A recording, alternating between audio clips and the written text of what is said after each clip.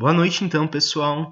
É um prazer estar aqui com vocês de novo. Eu sou o Francisco, vou ser monitor da Prof. Olga esse semestre. Podem me chamar de Chico, todo mundo me chama de Chico.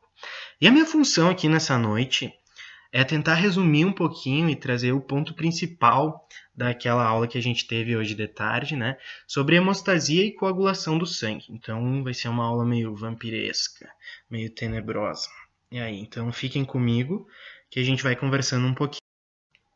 Primeira coisa de tudo, o sangue flui.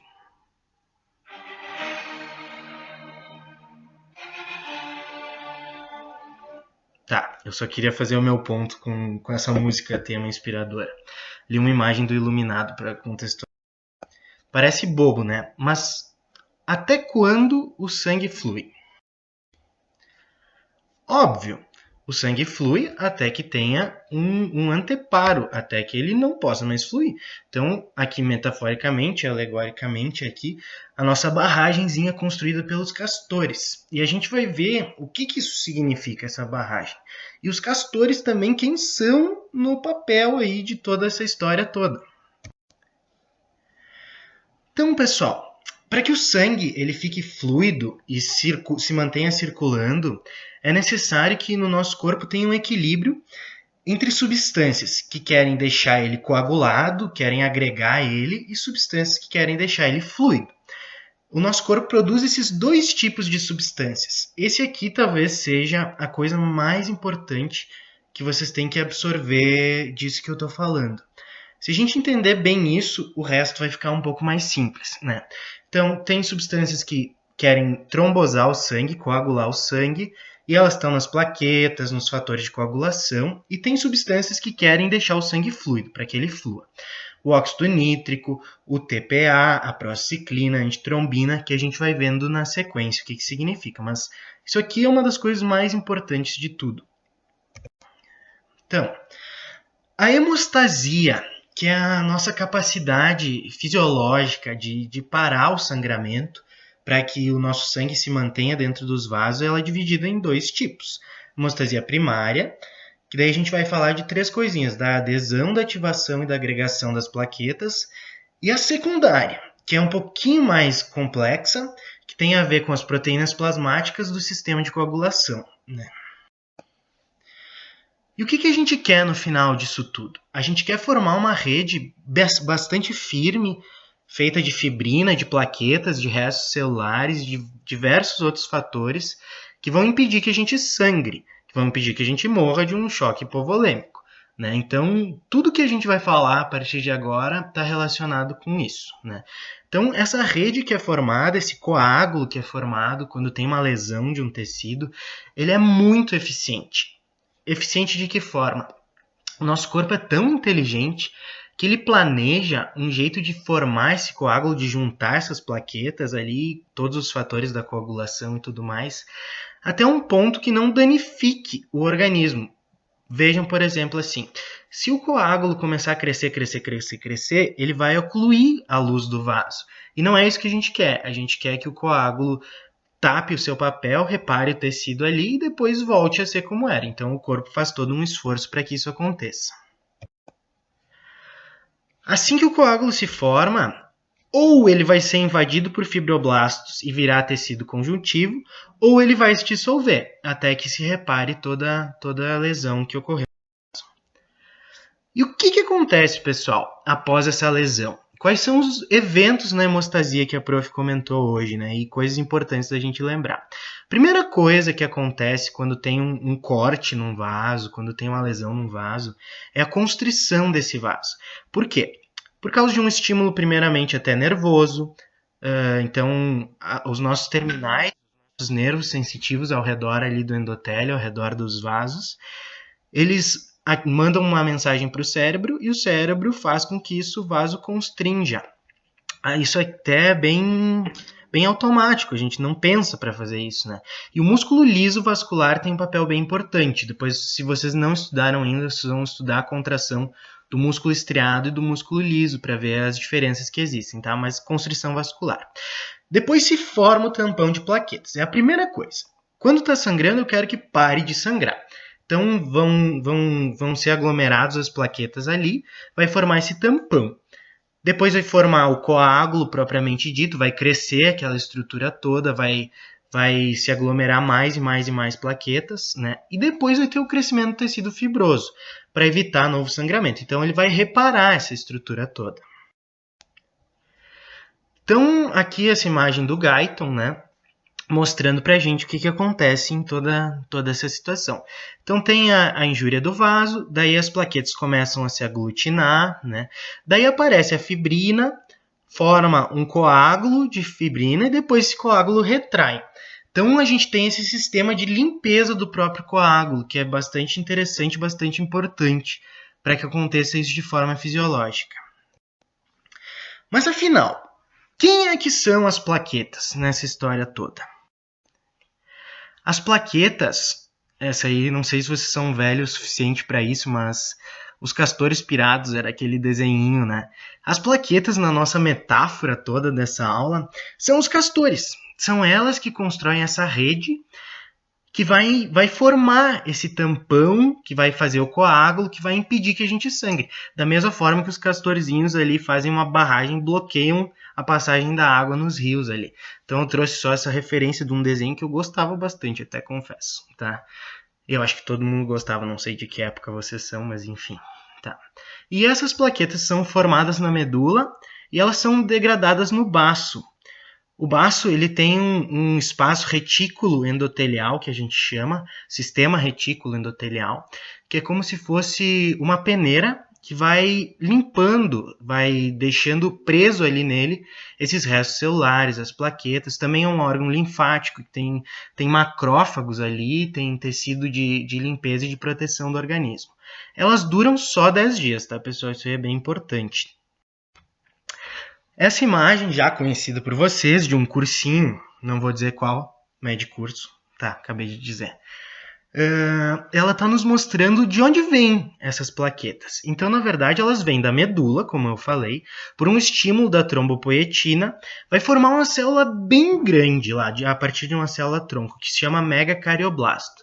Esse megacardioblasto vai virar um megacariócito e depois, quando ele estiver bem grande, maduro, ele vai se fragmentar em diversas plaquetinhas. No início a gente achava que as plaquetas, a gente gostou da arrogância, se achava que as plaquetas eram restos celulares, né?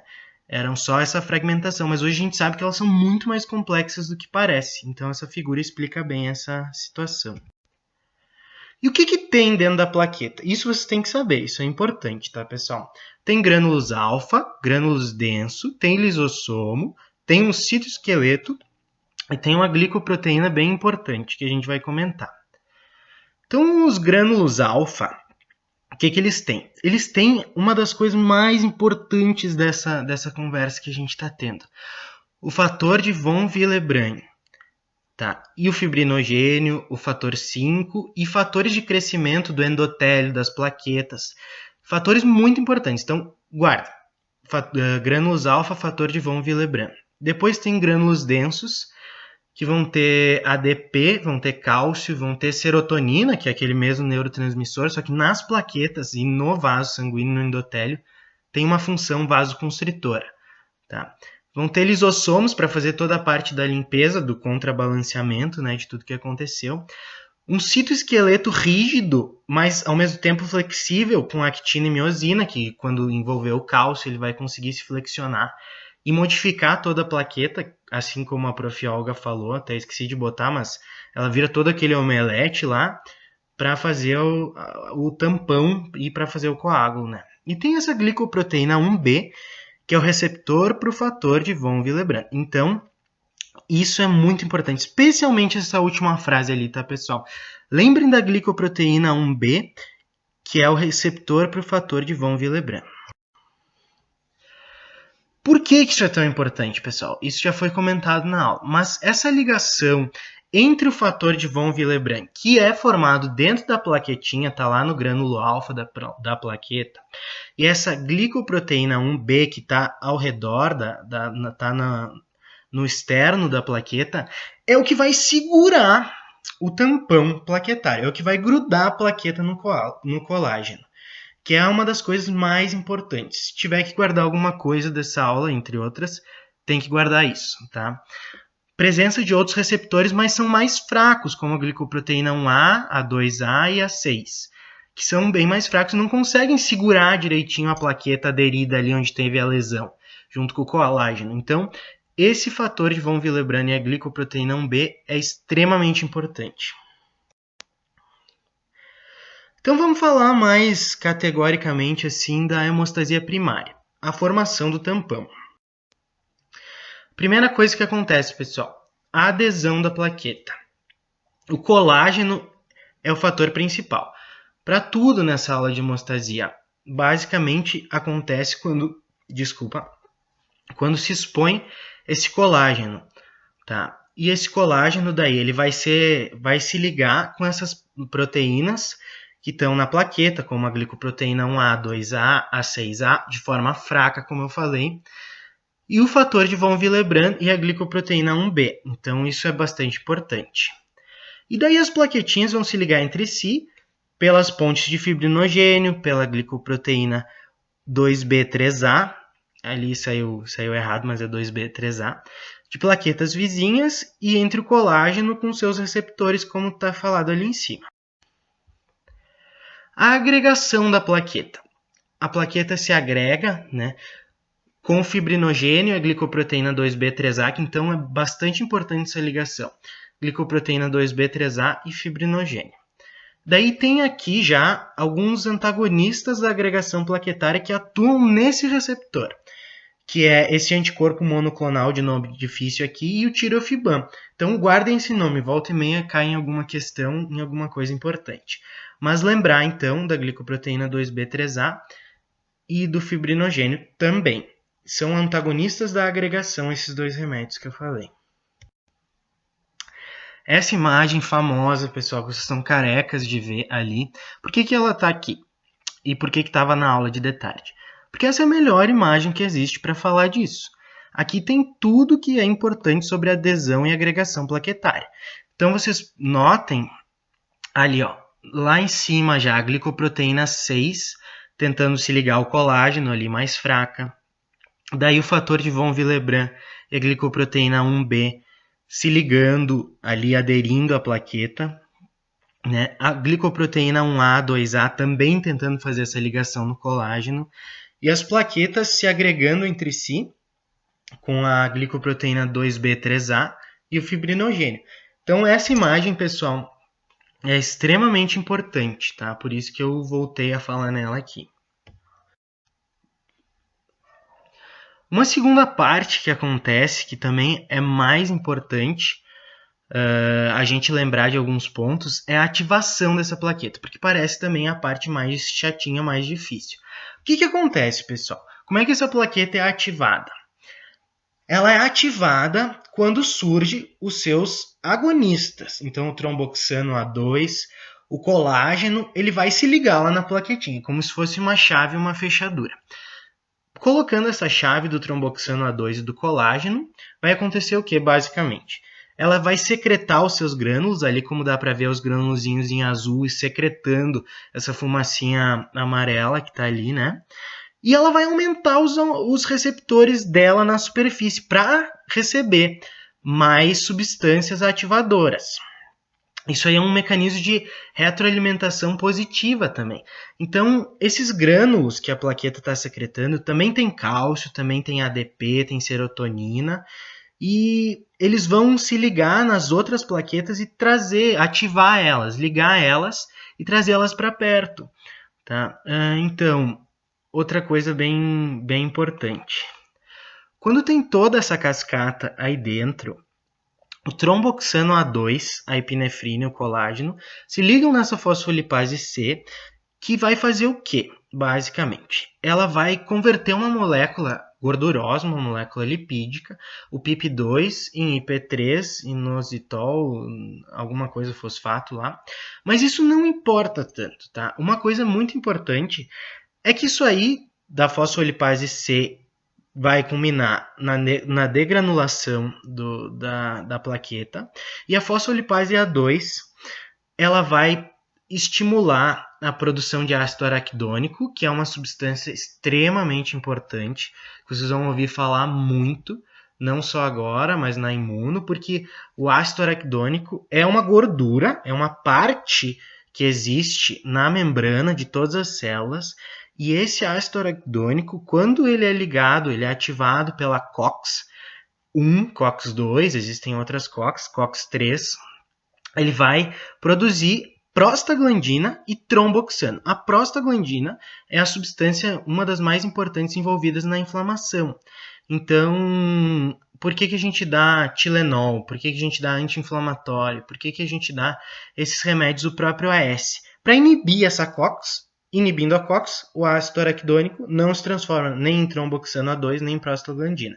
E esse tromboxano A2, como vocês viram, ele é muito importante para ativar outras plaquetinhas, né? Então isso aqui tudo é um mecanismo muito inteligente que vai retroalimentar a própria plaqueta e vai chamar e ativar outras plaquetas que estão ao redor. É meio complexo, né? Mas não tem que focar tão nos detalhes. Esse é um detalhe importante que eu acabei de falar. Mas não enlouqueçam com isso aqui. Então, depois da ativação, depois que a plaquetinha ativou, o fator 3 ele é liberado na superfície, o fator tecidual, o fator 3, e funciona como um gancho para as enzimas da cascata da coagulação. Tá? Então, como já foi falado, uma outra coisa muito importante. Toda cascata de coagulação ocorre para formar o ativador da protrombina. Né? Então, isso foi muito frisado porque é muito importante. Se vocês entenderem isso, vocês podem entender todo o resto. O eixo principal, que é o que acontece a grosso modo, assim, é a protrombina formando trombina, fibrinogênio fibrina, e essa fibrina vai estabilizar o coágulo e vai formar o coágulo, enfim, propriamente dito, maduro, né? E daí onde é que entra todos os fatores de coagulação que a gente vai conversar, entra ali, né? Nessa formação. Muito dependente do cálcio. O cálcio, pessoal, vocês vão ver isso em toda a fisiologia. É uma substância indispensável para que ocorra a contração das células. Então, ele se liga na actina e na miosina e faz esse mecanismo. E ele também ele é indispensável para secretar coisas, para ativar coisas. Na coagulação, ele é extremamente indispensável. Vocês já vão entender por quê. Tá? Mas isso se retroalimenta também, só falando um pouquinho mais. Quando produz ali a trombina, a trombina faz o giro, tá? E ela volta e vai retroalimentando a cascata. Então isso é uma coisa bem importante, bem interessante. Agora, depois que a gente viu esse eixo principal ali, que é básico, que a gente vê desde lá do ensino médio, vamos ver um pouquinho da hemostasia secundária, que é a cascata de coagulação. Por que eu botei um fígado gigante aqui, pessoal?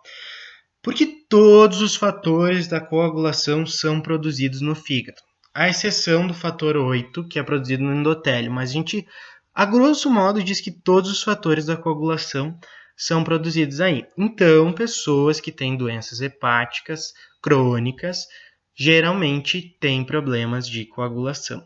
Tá? Então, só para vocês entenderem.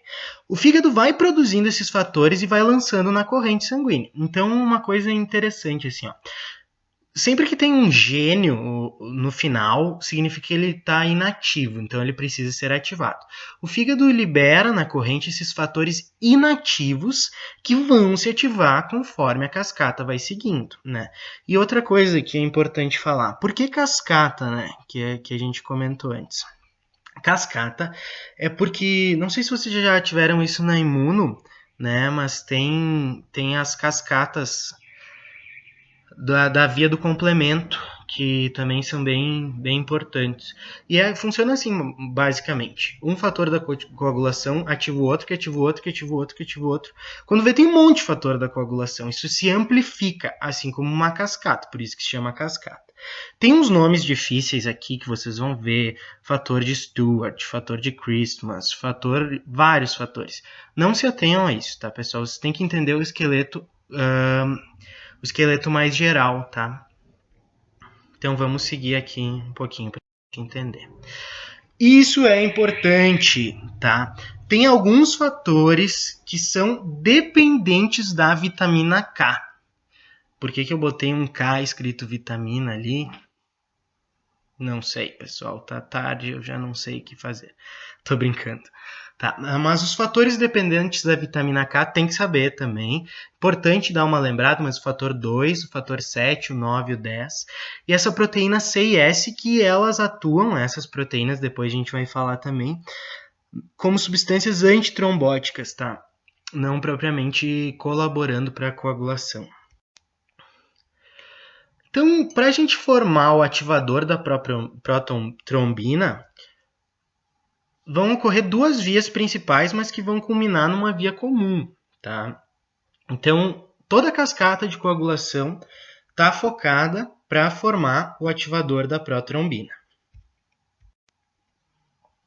Então, voltando aqui para vocês verem, né?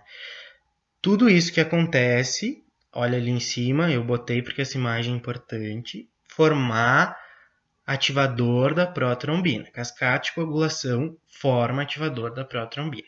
Tá? A via extrínseca, que é a que prevalece no corpo. Tá? Importante saber, o exame é o tempo de protrombina. Coisas importantes dessa via. Então, essa via extrínseca basicamente funciona como? Tá? Tem o trauma tecidual, vai expor esse fator tecidual, fator 3, tá? Esse fator tecidual vai converter o fator 7 ali na linha 2, ó, em fator 7 ativo. Então, como eu disse, sempre tem uma coisa inativa que vai se ativar por algum outro fator. Entenderam que é tudo meio conectado, tudo meio em cascata? E esse fator 7, quando ele for ativado pelo fator tecidual, tá? Na presença de cálcio, aqui embaixo vocês veem, e também da vitamina K, na presença de cálcio e vitamina K, o fator 7 ativado, ele vai parar aqui no fator 10. Tá? O fator 10 daí já entra na via comum. Então, basicamente, resumindo bastante isso aqui, pessoal, foquem nessa parte de cima da imagem. Tá? A via extrínseca é fator tecidual, por causa que ele é exposto do endotélio quando tem um trauma. Esse fator tecidual vai ativar o fator 7 e o fator 7 ativo vai ativar o fator 10. Essa é a primeira via extrínseca. Simples, né? Na presença de cálcio e vitamina K. Aqui para baixo não dei bola ainda.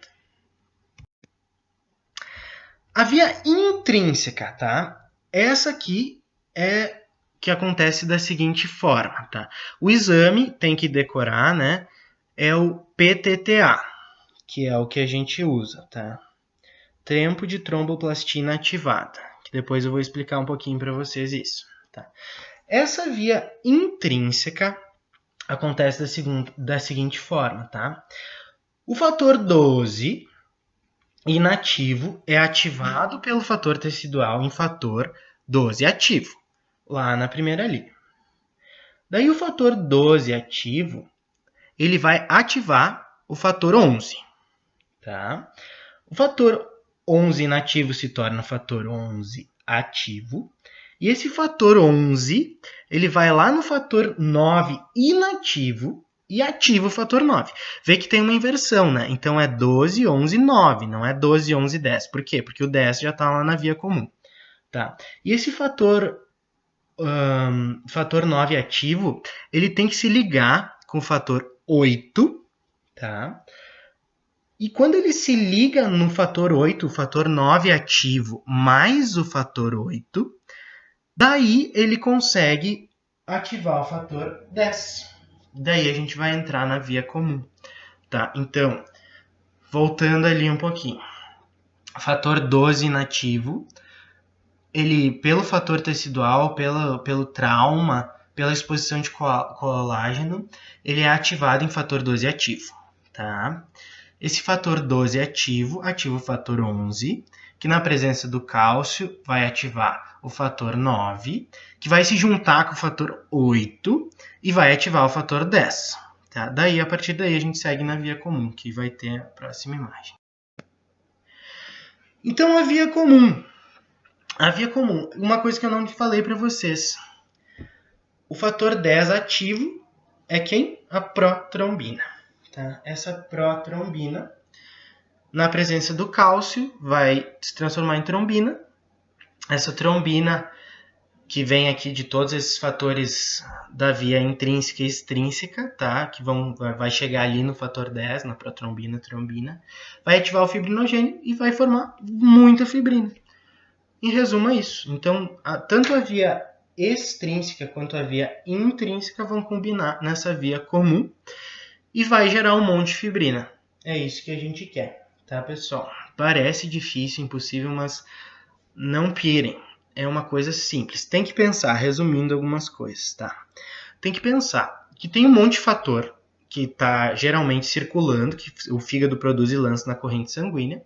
E quando dá esses estímulos da exposição do colágeno, ali do trauma, eles vão começar a ativar uns aos outros. Então, os fatores que iniciam a coisa na via extrínseca é o fator 7, na via intrínseca é o 12. A partir daí, vocês vão seguindo na linha ali e vai combinar tudo no fator 10 ativado, que vai ativar a trombina, o fibrinogênio em fibrina, e assim vai. É uma chave liga em outra chave, que liga em outra chave, que liga em outra chave, que liga em outra chave, que vira fibrina. Não precisa enlouquecer. Muito importante, duas coisas, lembrar do cálcio e da vitamina K, tá? O cálcio porque tem aqueles fatores que dependem Não, desculpa. O cálcio porque ele é importante para todo o processo, né? E ele catalisa várias dessas reações. E a vitamina K porque tem os fatores que dependem dela. In real life, na vida real, acontece tudo junto, tá, pessoal? Tudo junto e misturado. Então, a gente sabe que essas vias, a intrínseca e a extrínseca, são difíceis da gente estudar, de entender. Mas na vida real acontece tão rápido e tão junto que não tem muita confusão, tá? Então, não se preocupem. Não se atenham tanto a detalhes. Enxerguem o quadro geral, que é o que eu estou tentando fazer aqui. Coisas importantes também que a gente tem que lembrar dessa aula. O que causa sangramento excessivo em humanos? Desculpe. A deficiência da vitamina K, que tá... Onde é que está a vitamina K? A gente falou, é uma das vitaminas lipossolúveis, né? Então ela é gordurosa. Essa deficiência vem de uma dieta ruim, de uma absorção ruim de gorduras, de um problema na secreção da bile, no uso prolongado de antibióticos, então pode gerar isso. Deficiência de vitamina K, tá? Uma coisa importante de lembrar. Hemofilia. Hemofilia tem a hemofilia clássica, que é a A, por deficiência do fator 8, e a B, que é por deficiência do fator 9. Tá? Tem que lembrar disso aqui, é uma decoreba, mas é fácil de entender. Tá? Hemofilia é uma doença genética, né, que a gente herda da mãe. Né? Então, geralmente, os homens têm hemofilia clássica, hemofilia A, porque a gente herda o cromossomo X da mãe, e se está afetado por todo aquele processo, enfim, tem mais em homens. Agora, lembrando da Raquel, faz 1000 anos que eu não vejo genética, mas nem sei se a Raquel deu aula para vocês ou não. Bom, enfim. A doença de von Willebrand, quando tem uma deficiência, também é genética, uma deficiência desses fatores, geralmente é uma doença que evolui bem, tá, pessoal? Então, é aquela pessoa que vai surgir com algumas petequias, com algumas equimosezinhas, mas vai passar tranquilo, tá? E a trombocitopenia. Trombocitopenia é quando tem poucas plaquetas, tá? Tem muito baixas plaquetas. Vai dar sintomas, vai dar equimose, as manchas, né? Então, todas essas doenças aqui, elas vão ocasionar muito sangramento, tá? Qualquer uma delas. Essas aqui são as principais que tem que saber. Não é importante para vocês agora como é que faz o diagnóstico exato disso, como é que trata isso. Tem que saber que existe, porque tem a ver com isso, tá?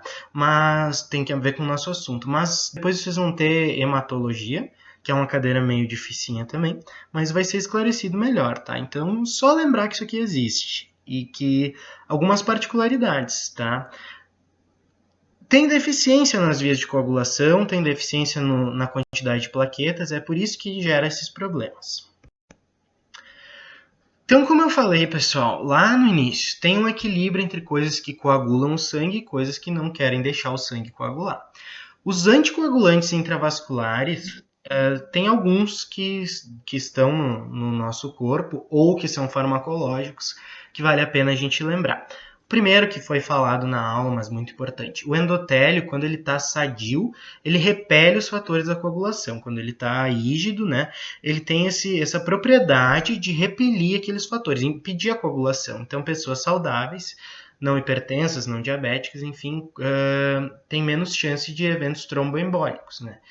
A fibrina, propriamente, que é a que faz a redinha lá no final da cascata, ela tem uma propriedade anticoagulante, porque ela vai grudando as plaquetas ali e ela vai segurando o coágulo preso, né, propriamente dito.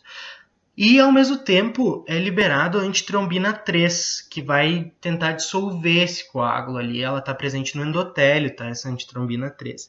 E ela vai fazer todo esse movimento para tentar dissolver esse coágulo. A proteína C, também presente no endotélio, ela especificamente inativa o fator 5 e o fator 8. Tá? A proteína S também é um anticoagulante, que é bom vocês saberem. Tá? Saber de nome, assim, lembrar essas coisas. Daí um muito importante é a plasmina. A plasmina é uma substância que na circulação ela está inativa, ela circula como plasminogênio. O fígado produz ela. E quando tem uma lesão do tecido, é liberado pelo endotélio um fator, ali saiu ativador, mas é ativador do plasminogênio tecidual.